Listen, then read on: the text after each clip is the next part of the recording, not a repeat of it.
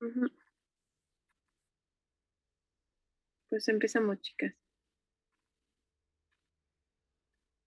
Sí, profesora. Sí. Bueno, buenos días, compañeros profesoras. Nosotros les vamos a presentar el seminario de la práctica del efecto de la actividad de agua sobre la viabilidad y el crecimiento microbiano. Mi equipo está conformado por Rosa Ernestina, Sofía Guadalupe, Quetzalí Yerit y su servidora Leticia.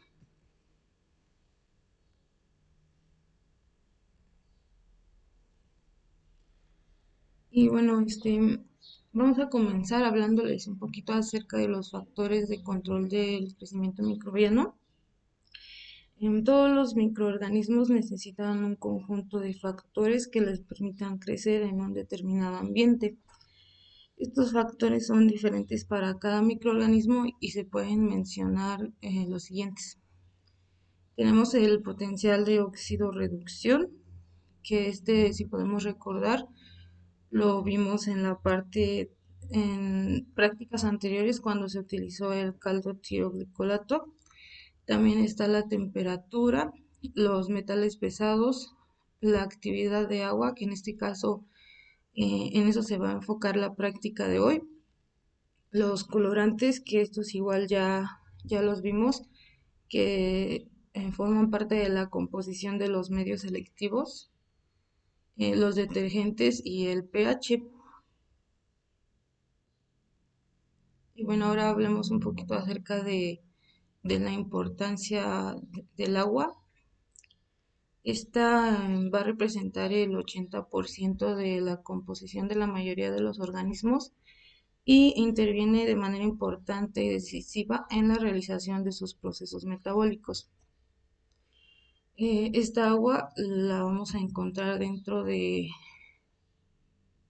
nuestros organismos o de otros componentes como agua libre, que esta es la que se encuentra en la periferia del alimento y puede ser eliminada fácilmente a través de calentamiento y es la primera en congelarse. Y también está el agua ligada, que esta está combinada a formas químicas como son proteínas o moléculas de sacáridos. Y también es la que está absorbida en la superficie de las partículas coloidales. Bueno, ahora todos los microorganismos requieren agua para vivir y la disponibilidad de esta agua se expresa como actividad de agua, que se representa con la letra A subíndice W. La actividad de agua está dada por la presión de vapor de agua en el aire, que se encuentra en equilibrio con una solución o sustancia con relación a la presión de vapor del agua pura. Su valor de este parámetro, que es la actividad del agua, va a variar de 1 a 0, siendo más alto cuando el agua libre, siendo más alto cuanto más agua libre tiene el ambiente. Esta actividad de agua va a ser afectada por dos efectos, que es el osmótico, que consiste en la interacción con analitos y que les vamos a presentar más adelante, y el mátrico, que habla del fenómeno de absorción a superficies.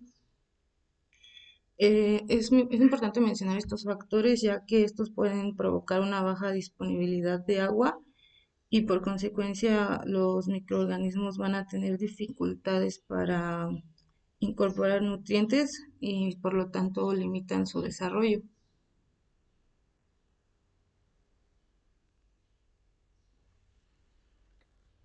Bueno, como lo acaba de mencionar mi compañera, pues uno de los factores que van a alterar la actividad del agua es el efecto osmótico, pero pues vamos a recordar primero que es la ósmosis, que como tenemos aquí escrito, es la difusión del agua a través de una membrana semipermeable debido a una diferencia en la concentración de solutos a ambos lados de la membrana. Y pues esta difusión siempre se va a dar de donde hay una menor concentración de solutos a donde hay una mayor concentración, como lo podemos ver aquí en la imagen. Y pues es aquí en donde entra la presión osmótica, que como tal va a ser la fuerza que resulta de las diferencias de la concentración de solutos en ambos lados de la membrana. Como tenemos aquí en la imagen, si podemos verla, sabemos que podemos tener tres tipos de medios según la concentración de solutos. Tenemos en primer lugar al medio isotónico, en donde pues vamos a tener las mismas concentraciones de solutos tanto en el interior como en el exterior de la célula y pues por lo tanto no va a existir una difusión de agua. Después tenemos el medio hipertónico, en donde hay una mayor concentración en el exterior de la célula que en el interior y pues por lo tanto el agua va a comenzar a salir de la célula. Y por último tenemos el medio hipotónico, en donde la concentración de solutos va a ser mayor en el interior de la célula que en el exterior y pues por lo tanto el agua va a difundir hacia el interior de la célula, del exterior al interior. Y pues aquí es muy importante que mencionemos que normalmente en el interior de la célula vamos a tener una mayor concentración de solutos que la que podemos tener en los ambientes naturales o los ambientes que manejamos en el laboratorio, por lo que pues esto va a generar que constantemente se tenga una tendencia a que el agua va a estar entrando a la célula y pues se va a generar la presión osmótica de dentro hacia afuera de la célula. Pero pues esta presión que se genera no va a llegar a destruir a la membrana por la pared celular que va a compensar a esta fuerza que se genera de presión osmótica. Porque pues si no tuviéramos esta pared, pues la célula se rompería. Y en el caso contrario, que tuviéramos una mayor concentración en el exterior que en el interior de la célula, se va a generar la salida de agua, lo que pues va a hacer que disminuya el volumen celular, también que pues el citoplasma se encoja y la membrana se va a separar de la pared celular, lo que se conoce como el efecto de plasmólisis. Y bueno, pues todo este proceso va a generar que se detenga el metabolismo y también que se detenga la división celular, solamente que por lo que se conoce como efecto bacteriostático, las bacterias no van a morir de inmediato. Digamos que solamente van a dejar de reproducirse, de tener esa división celular y pues con el tiempo van a morir.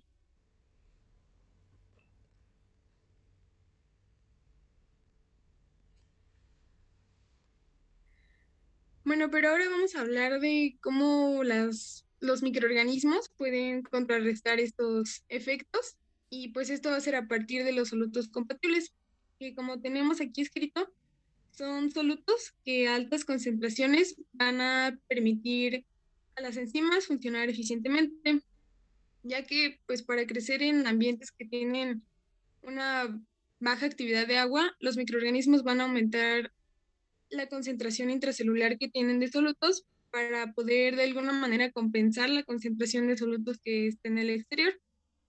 Entonces, pues la síntesis de estos solutos compatibles se va a generar por el aumento de la presión osmótica del exterior. Y bueno, estos cabe mencionar que no interfieren con la actividad metabólica de los microorganismos, solamente es para tener como un mayor grado de adaptabilidad de las células a los cambios de concentraciones. Entonces podríamos decir que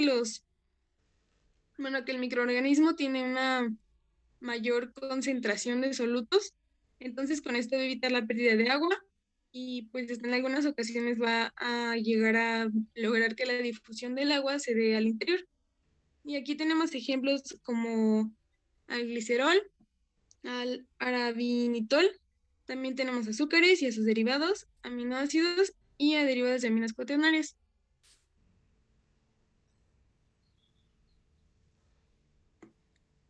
Y bueno, aquí tenemos en esta tabla como ejemplo que nos indica algunos microorganismos y cuál es su soluto compatible principal, que es sintetizado idealmente. Y pues también tenemos indicado la actividad de agua máxima que le corresponde. Tenemos aquí, por ejemplo, a las bacterias no fotótrofas, que su soluto principal va a ser glicina betaína, prolina y glutamato, y el rango que tienen de actividad de agua máximo es de entre 0.97 a 0.90. También tenemos pues a las cianobacterias de agua dulce, que tienen como soluto principal sacarosa y trealosa. y su actividad de agua máximo es 0,98. Pues aquí sí tenemos varios ejemplos que pues nos van a permitir clasificar a los microorganismos de diferentes maneras, pero bueno, esto lo vamos a ver a continuación.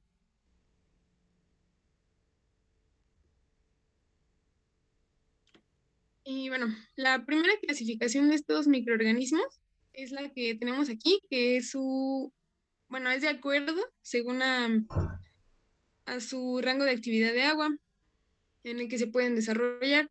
Y pues estos se pueden clasificar primero en normales, que van de 1, perdón, a 0,95, como por ejemplo Streptococcus. También tenemos a los osmotolerantes, que van de 0,95 a 0,80. Y pues estos, como su nombre lo dice, van a lograr equilibrarse osmóticamente del interior celular con su medio externo por el mecanismo de la osmorregulación, como por ejemplo lo es Staphylococcus. Después están los osmófilos, que van de 0,80 a 0,75, como lo serían de, de Variomyces. Y por último tenemos a los osmófilos extremos, que van de 0,75 a 0,63, como por ejemplo lo es Aspergillus niger.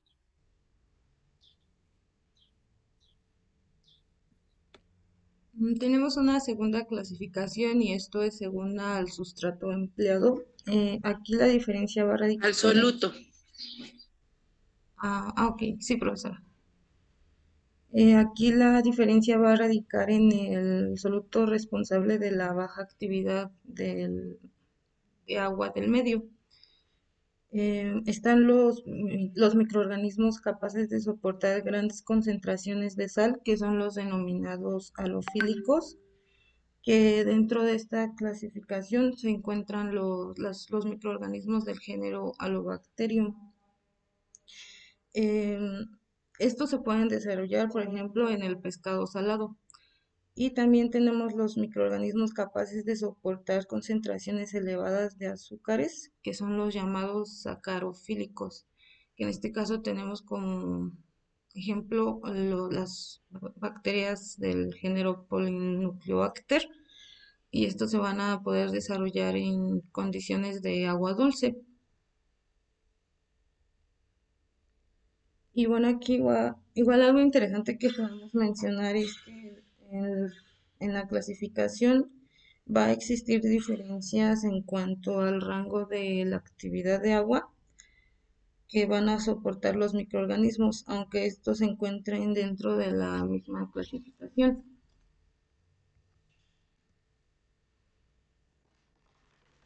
Y bueno, también tenemos los xerófilos.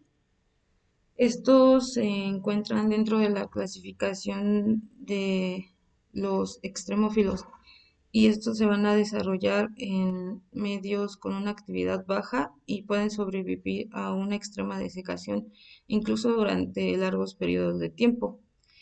Estos microorganismos se conocen varios tipos, como son los microorganismos del género Metalogenium o los Pedomicrobium. Además de que existen los denominados liquenses, que aunque soportan condiciones ambientales,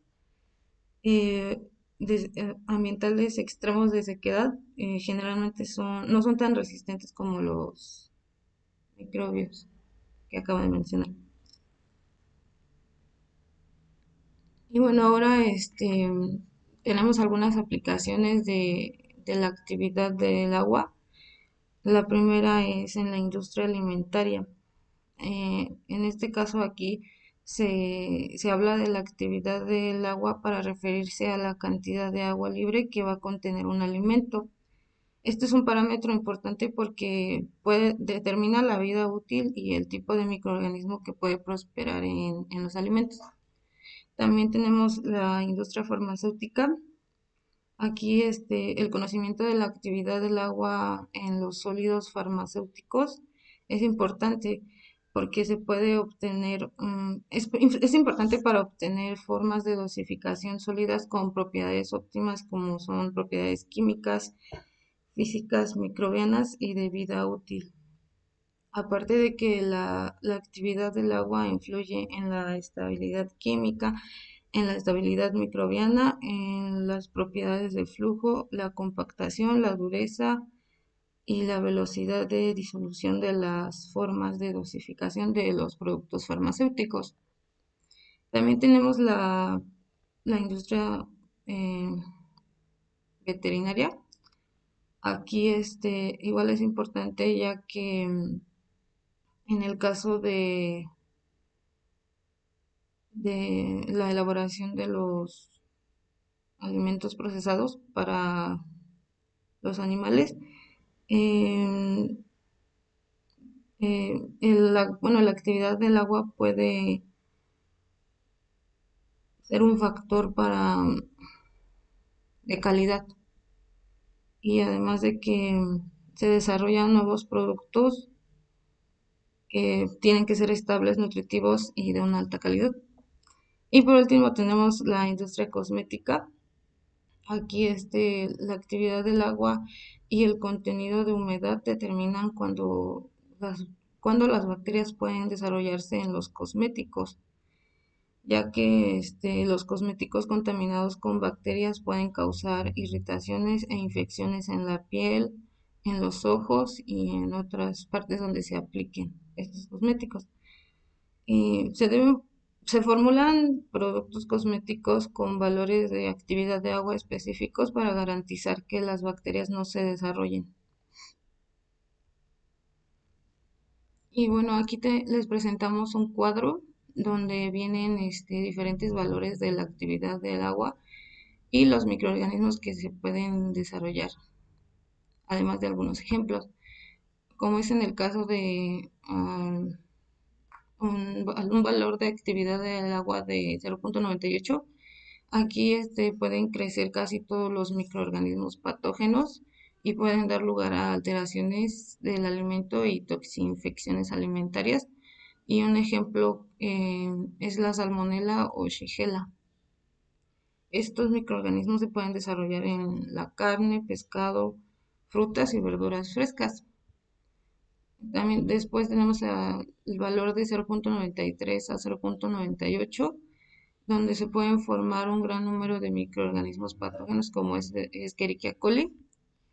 Aquí los alimentos más susceptibles donde se pueden desarrollar es los embutidos fermentados, los quesos de corta maduración, las carnes curadas enlatadas o los panes y en los panes. Después tenemos 0.85 a 0.93. Aquí puede crecer el Staphylococcus aureus, que puede provocar toxinfección alimentaria, y también es posible el crecimiento de hongos.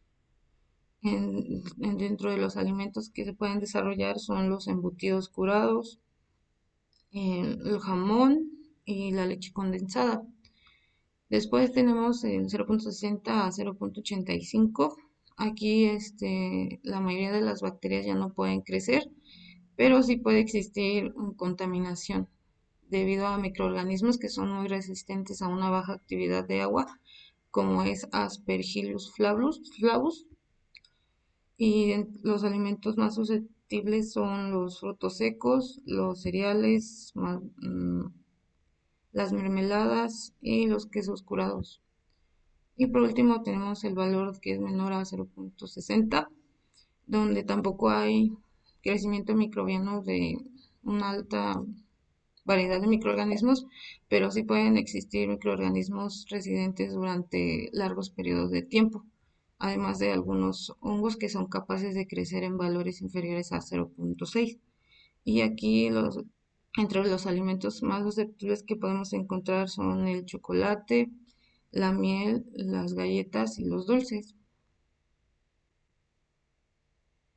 Y bueno, ahora entramos a la parte práctica, donde tenemos como objetivos observar el efecto de la baja actividad de agua promovida por elevadas concentraciones de cloruro de sodio y sacarosa sobre el crecimiento microbiano, y observar el efecto de la desecación sobre la viabilidad de varios microorganismos.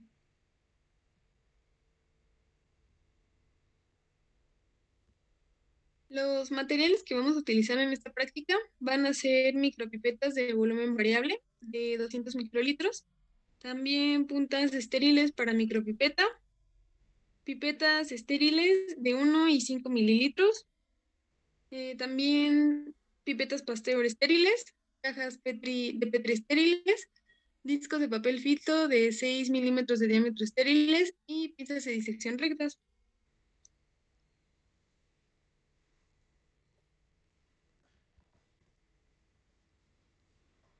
También vamos a necesitar tubos de ensayo de 16 por 150 milímetros. Primero de 5, bueno, con 5 mililitros de caldo nutritivo y extracto de levadura al 1%, acondicionado de cloruro de sodio al 0, 3, 5, 7, 9, 12 y 20%. También tubos de ensayo igual de 16 por 150 milímetros con 5 mililitros de caldo nutritivo y extracto de levadura al 1%, acondicionados de sacarosa al 0, 5, 10, 15, 20, 30 y 60%. Y por último, los tubos de ensayo con 5 mililitros de caldo nutritivo únicamente. Y las cepas en suspensión que estaremos utilizando serán Salmonella typhi, Pichia sp, Saccharomyces cerevisiae, Escherichia coli, Bacillus subtilis, Staphylococcus aureus, Micrococcus luteus y Bacillus megatherium.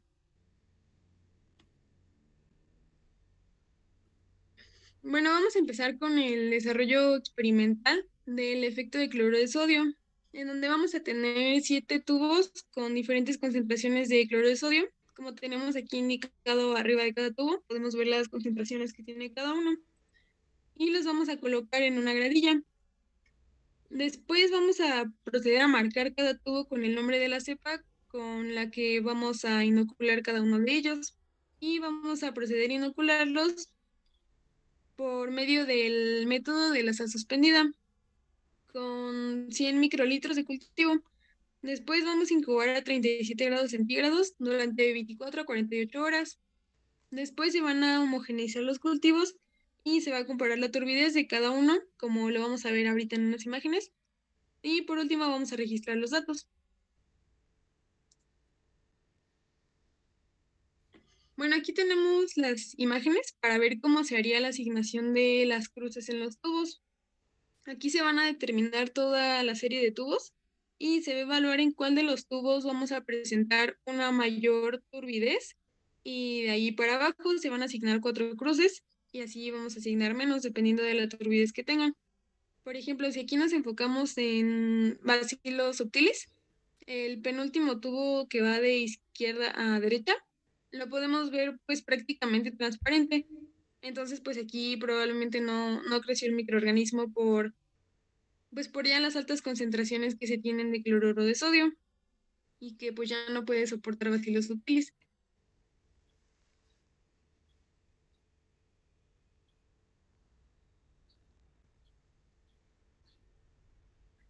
Bueno, aquí tenemos los resultados que corresponden al efecto de cloruro de sodio. Ay, si no sé si tengan alguna duda.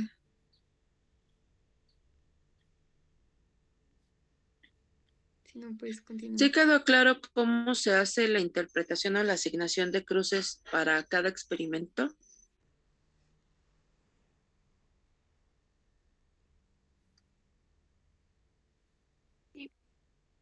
Si no, de igual manera, ahorita en el de sacarosa también vemos un poquito de, bueno, más ejemplos para que quede un poquito más claro.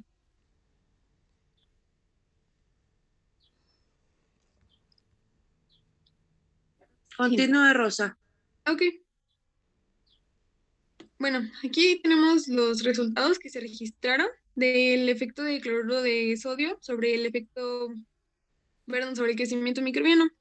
Y pues aquí podemos ver, si observamos la tablita, que cada microorganismo tiene 2 resultados, ya que pues esto es porque se suelen dividir en 2 laboratorios y pues vamos a obtener 2 posibles resultados. Por ejemplo, si aquí nos enfocamos en Bacillus subtilis, se registraron 3 y 4 cruces, ya que pues cada uno de los equipos asignaron, dependiendo de la percepción que tuvieron, 3 y el otro 4. pero a los otros 3 tubos que siguen de Bacillus subtilis, pues ambos equipos asignaron los mismos valores, porque pues es igual de acuerdo a su percepción. También aquí podemos observar que, por ejemplo, Staphylococcus aureus mostró una mayor resistencia hacia la concentración de cloruro de sodio. Y pues esto era lo que estábamos esperando, ya que como vimos, pues es de los pocos microorganismos que pueden crecer a una concentración de, me parece que es de 7.5 y pues tiene mayor resistencia.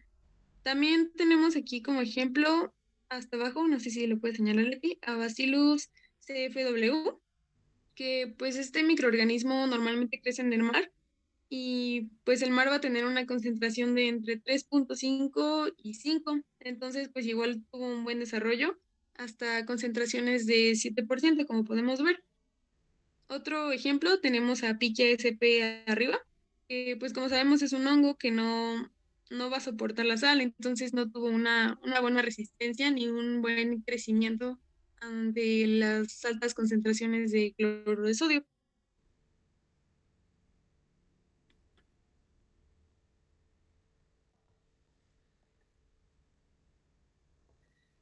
Bueno, vamos a continuar con el efecto de la sacarosa. Regrésate, porfis.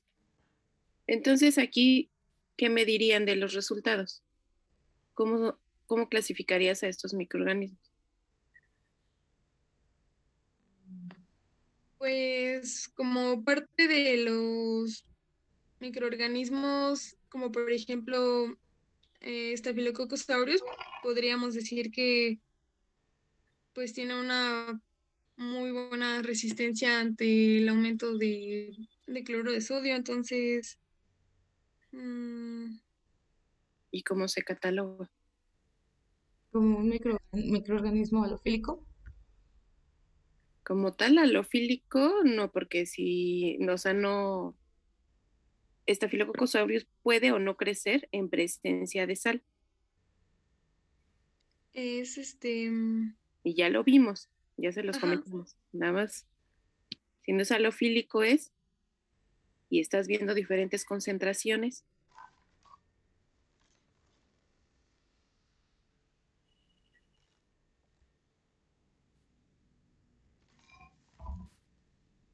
sería un halo qué.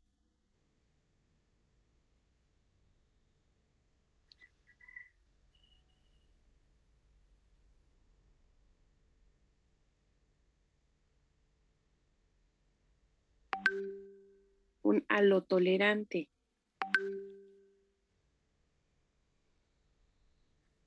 ok, pero gracias. ¿Sí? Entonces aquí no todos entran en esa clasificación, porque finalmente aquí no probamos microorganismos que sean totalmente halofílicos, como fuera un vibrio, por ejemplo. El vibrio, si no tiene sal en su medio, no puede crecer. Y aquí nos estamos demostrando con lo que ya vimos anteriormente que Staphylococcus aureus es un halotolerante.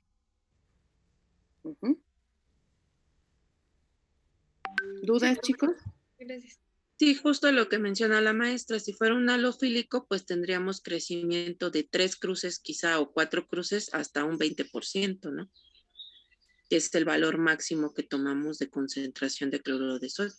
Sin embargo, no observamos ese fenómeno. Entonces se clasifica como un halotolerante. ¿Y quién sería un halosensible?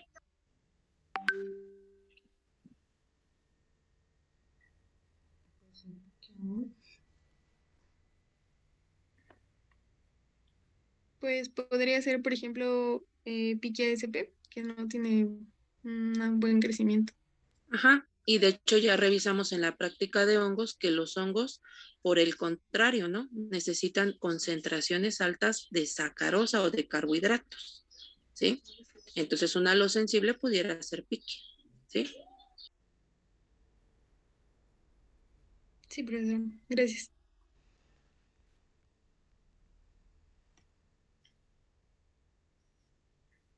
Bueno, continuamos con la metodología del efecto de la sacarosa, que es básicamente lo mismo que con cloruro de sodio. Vamos a colocar en una gradilla 7 tubos de ensayo con caldo nutritivo y con sacarosa de diferentes concentraciones, como las que están indicadas en la parte de arriba de los tubos. Después vamos a marcar cada tubo con la cepa que se va a inocular en ellos. Se va a proceder a inocular por el método de lasa suspendida con 100 microlitros de cultivo. Después vamos a incubar los tubos a 37 grados centígrados durante 24 a 48 horas. Después se van a homogeneizar los tubos y los vamos a comparar igual la turbidez y se van a anotar los resultados que se obtuvieron dependiendo del método de las cruces que observamos.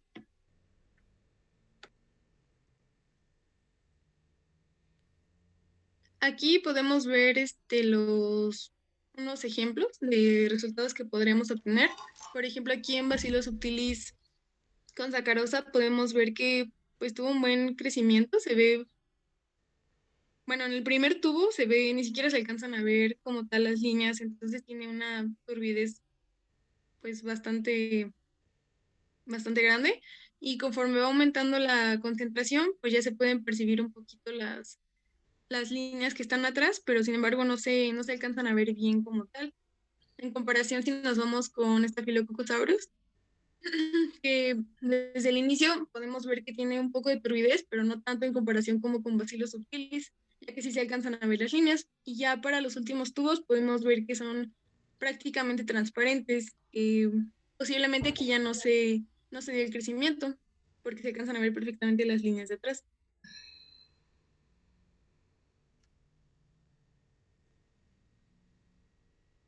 Y bueno, aquí tenemos un video que para explicar el medio de inoculación por asa suspendida.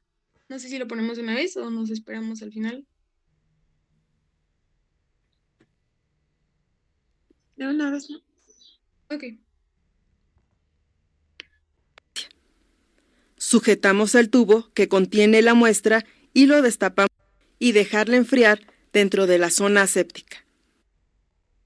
Para llevar a cabo la transferencia con el asa, primero debemos esterilizarla y dejarla No se enfriar. escucha. Si lo pueden ir explicando.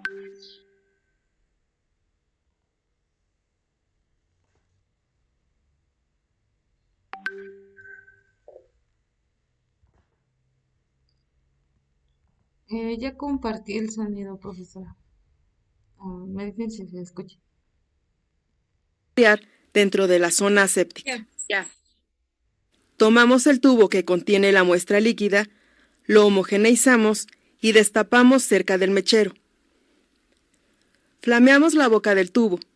Introducimos el asa hasta sumergirla en la muestra y la sacamos de manera vertical, evitando tocar las paredes del mismo, teniendo cuidado de que en el arillo se mantenga una película del inóculo. Manteniendo el asa en el área séptica, tapamos el tubo. En zona séptica, destapamos el matraz, donde colocaremos el inóculo.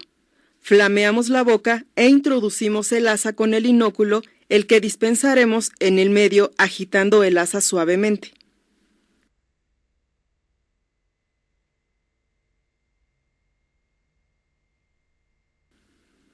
Por último, sacamos el asa, flameamos la boca del matraz, lo tapamos y esterilizamos el asa.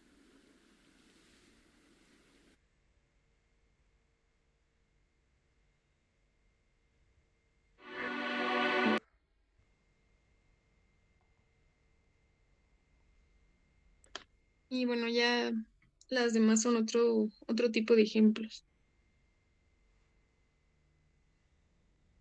La siguiente, maestra.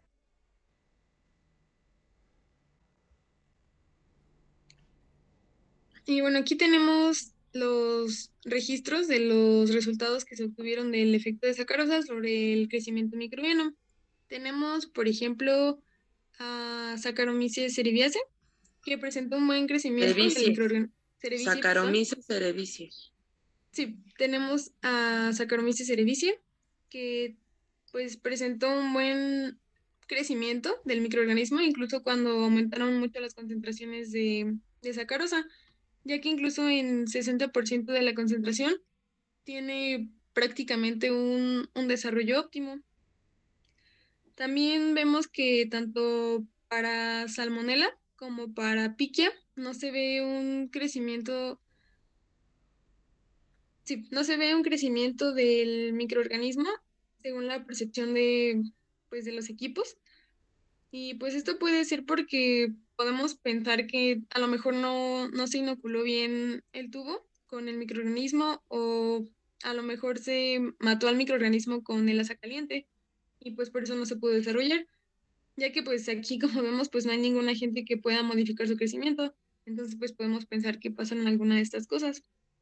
Pero también hay que tomar en cuenta que pues este es un método subjetivo porque depende de cada persona y de la percepción que le esté dando cada persona cuando esté haciendo la lectura de los resultados. Entonces, pues por eso podemos explicar un poquito esta diversidad o que cambien estos datos.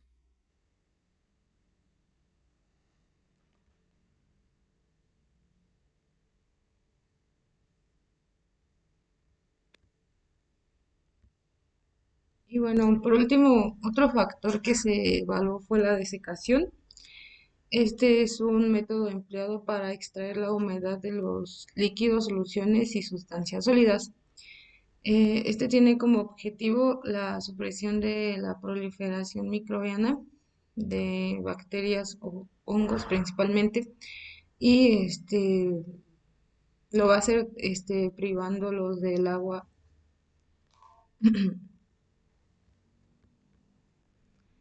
Y bueno, esta técnica tiene aplicaciones en la industria alimenticia, ya que se da la deshidratación de alimentos que permite eliminar el agua, lo que va a disminuir el riesgo de contaminación y también permite aumentar su vida útil. Y también está en la industria farmacéutica, ya que los sólidos que se emplean como materias primas para la elaboración de medicamentos deben estar secos y además de que el agua o la humedad puede provocar inestabilidad química, además de generar igual contaminación microbiológica. Y bueno, como método, como procedimiento de esta parte de la práctica tenemos que se van a marcar dos cajas de Petri con 16 discos estériles con el nombre de la cepa a estudiar. Aquí a cada equipo se les va a dar una cepa diferente de las 8 cepas que ya mencionó mi compañera anteriormente en los materiales y reactivos. Y a estos discos se les va a impregnar por capilaridad cada la suspensión bacteriana usando una pipeta Pasteur. Aquí se hará por capilaridad con la finalidad de obtener cantidades de inoculación homogéneas en cada uno de los discos y que no afecten los resultados. Después de esto se van a conservar las cajas, una a temperatura ambiente a 22 grados centígrados y la otra a 55 grados centígrados durante 14 días. Aquí, inicialmente después de que se inocularon los discos, se va a tomar un disco y se va a colocar en un tubo de caldo nutritivo, siendo este como nuestro tubo blanco que va a comprobar la viabilidad de nuestro microorganismo para saber que sí está presente y que está vivo. Em, y bueno, después en el primer día se va a tomar de cada caja, que es la de 22 grados centígrados y 55 grados centígrados, se va a tomar un disco de papel filtro y ay, no veo, permítame un tantito. Mm, Se va a tomar un disco de papel filtro a los tiempos indicados por el profesor hasta el día 14. En este caso aquí en el primer día se va a colocar en tubos con caldo nutritivo, se van a rotular y se van a incubar los tubos a 37 grados centígrados durante 24 horas y se va a observar el crecimiento.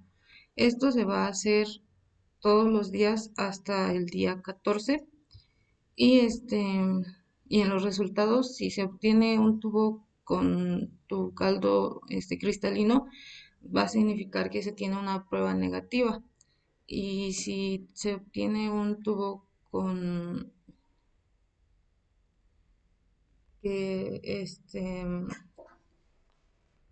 que se encuentra como los tubos anteriores que no se ve totalmente cristalino, va a significar que es una prueba positiva.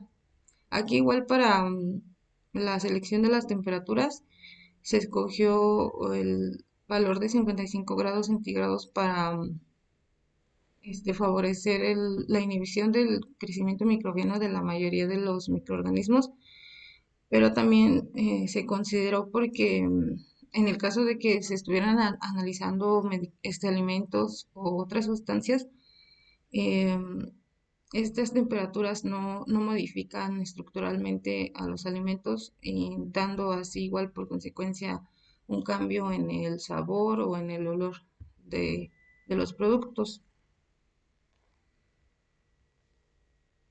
Y bueno, aquí les presento un video de la técnica en general de desecación porque no encontré un video así específico de la práctica.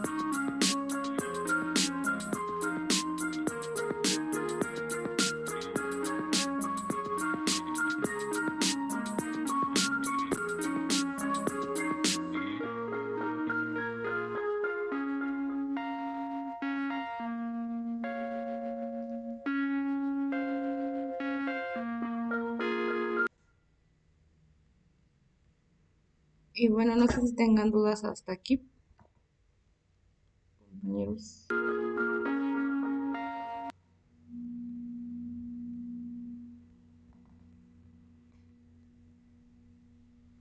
No, bueno.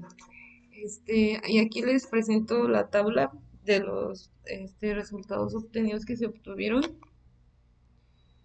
donde se muestra el microorganismo, los días que se llevaron a cabo las lecturas. Aquí se obtuvo una doble lectura porque se trata de dos equipos y las temperaturas que fue de 22 grados centígrados a 55 grados centígrados y 55 grados centígrados. Aquí podemos observar que todos los microorganismos entran en la clasificación de mesófilos, ya que pues crecen a temperatura ambiente, que sea 22 grados centígrados, pero en el caso del crecimiento a 55 grados centígrados vamos a tener que solamente Bacillus CFW y Bacillus subtilis presentaron crecimiento, los demás no presentaron.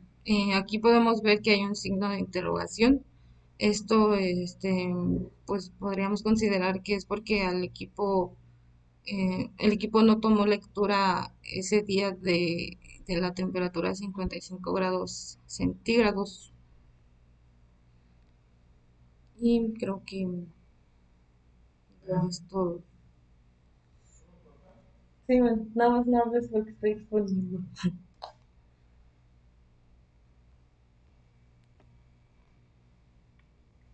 Y bueno, por último, como parte de las conclusiones, tenemos que se evidenció la inhibición del crecimiento de la mayoría de los microorganismos a una concentración de sacarosa del 60%, siendo Saccharomyces cerevisiae el microorganismo que soportó la mayor concentración de sacarosa. También se evidenció la inhibición de crecimiento de la mayoría de los microorganismos a concentración de cloro de sodio del 9%, siendo Staphylococcus aureus el microorganismo que soportó la mayor concentración de cloro de sodio. Y por último, en la práctica se evidenció que la desecación inhibió el crecimiento de todos los microorganismos, excepto de Bacillus CFW y Bacillus subtilis.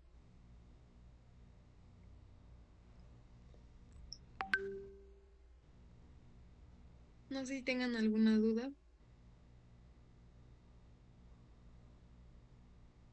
No.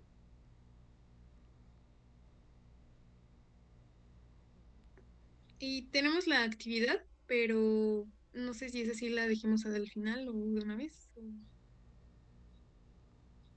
Pues si no tienen dudas, chicos, yo creo que tenemos 7 minutos, ¿no? Ujú. Sí, si quieren pongan su actividad y ya de una vez concluimos este seminario. Ok.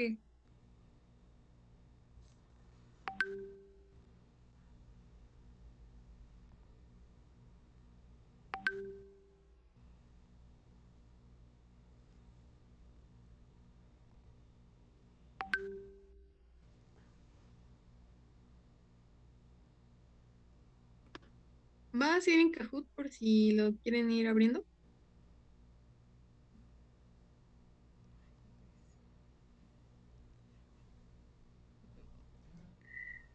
No,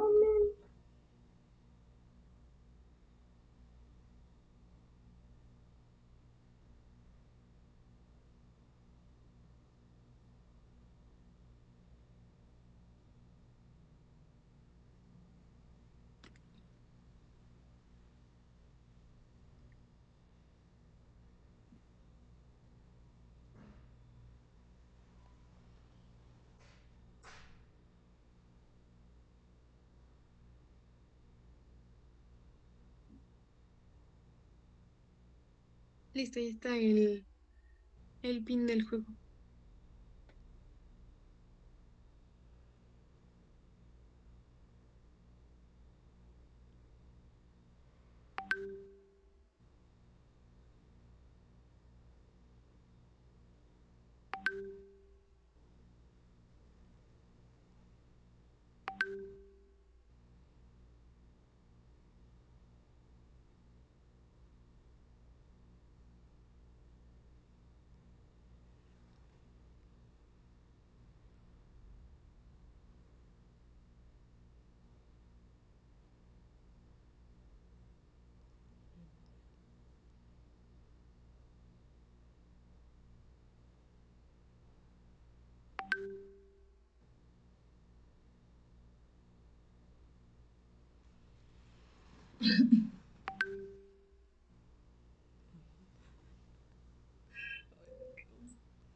qué pinchos.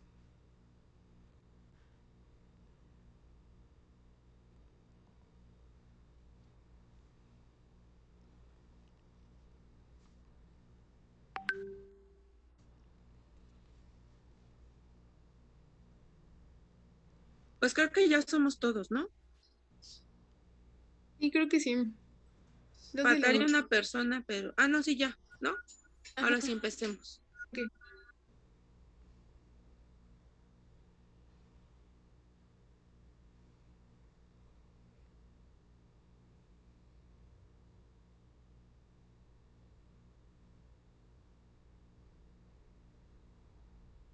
Bueno, la primera pregunta dice, ¿qué microorganismo presentó crecimiento microbiano después de la desecación? Eh, E. coli, Bacillus subtilis, Piquia sp o STP.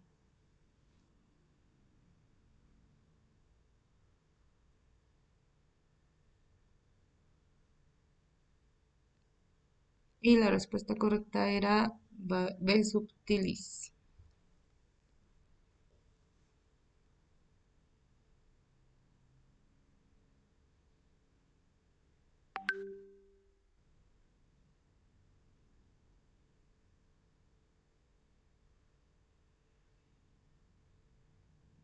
La siguiente pregunta dice, ¿la inoculación en el caldo nutritivo se realizó por el método del asa suspendida? ¿Verdadero o falso?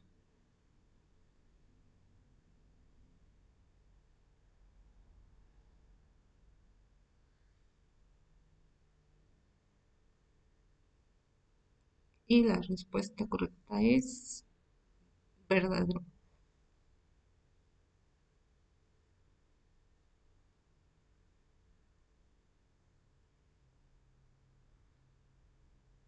La siguiente pregunta, ¿la desecación tiene como objetivo reducir el agua? Libre, total, ligada, ninguna.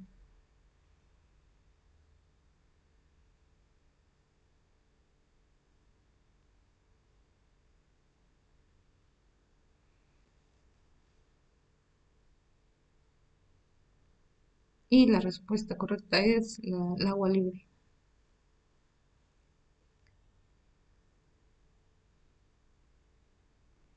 Ejemplo de microorganismo que pueden crecer a una actividad de agua de 0.85 a 0.93.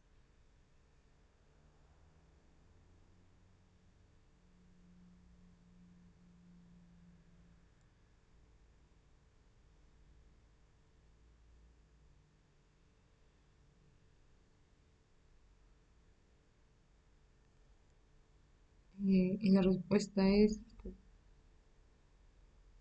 ejemplo de un microorganismo osmófilo. Staphylococcus, Streptococcus, Aspergillus niger o de Variomyces.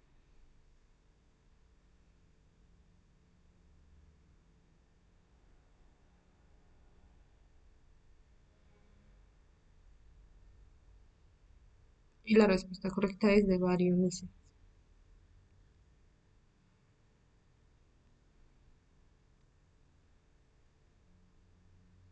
¿Qué factores alteran la actividad del agua?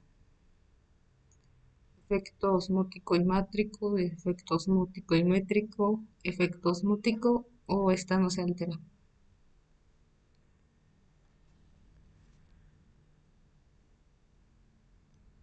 Y es efecto osmótico y métrico.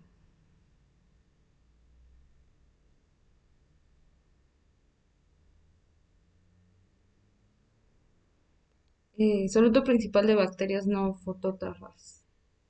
Glicerol, sacarosa, glicina betaína, cloruro de potasio.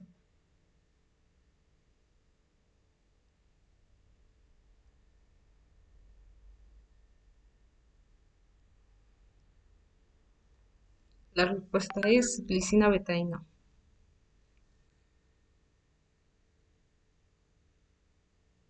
Microorganismo que presentó, mm, que soportó la mayor concentración de sacarosa, Staphylococcus aureus, Bacillus FW, Saccharomyces cerevisiae o Bacillus subtilis.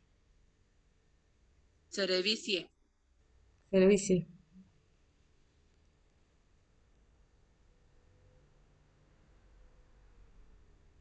Y la respuesta correcta es Saccharomyces cerevisiae.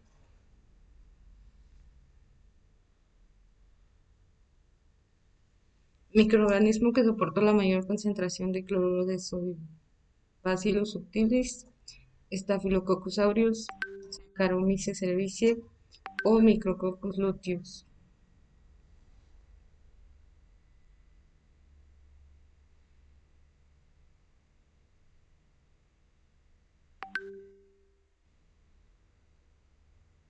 Y la respuesta correcta es Staphylococcus aureus.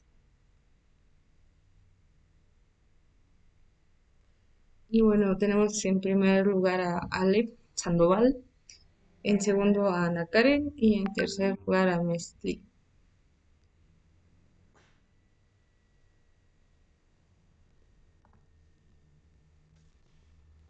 Y pues eso sería todo de nuestra parte. Gracias por su atención.